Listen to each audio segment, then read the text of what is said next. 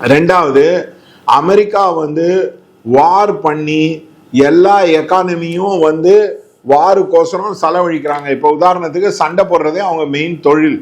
அப்படி இருக்கும்போது அது எல்லாமே ரெஃப்யூஜி மைக்ரண்ட்னால தான் கீழே போனாங்கன்னு சும்மா கம்பி கதை கட்டுவாங்க. அதனால மைக்ரண்ட் மேல ஆக்ஷன் வந்து அவங்க வந்து பயங்கரமா எடுப்பாங்க. அதனால அந்த உள்ளூர்ல இருக்கிற எக்கானமியும் வந்து ஆடும். அது இன்னும் வந்து அக்ரவேட் ஆகும். மூன்றாவது வந்து டாலர் கோல்டு பேரிட்டியில பாத்தீங்கன்னா டாலரோட விலை வந்து பயங்கரமா கீழே இறங்கி கோல்டோட விலை வந்து வர 4 வருஷத்துல 14,000 கூட டச் பண்றதுக்கு வாய்ப்புகள் உண்டு. அதே மாதிரி நிறைய கோர்ட் கேசஸ் வந்து இருக்கும். கவர்மெண்ட் சர்வெண்ட், காமன் மக்கள், அதெல்லாமே அன்பிரசிடென்டட் லெவல்ல கோர்ட் கேசஸ் வந்து டொனால்ட் ட்ரம்ப்போட அட்மினிஸ்ட்ரேஷன் மேல இருக்கும். அதை தவிர வரதுனால நிறைய பேரை வேலையை விட்டு தூக்குவாங்க.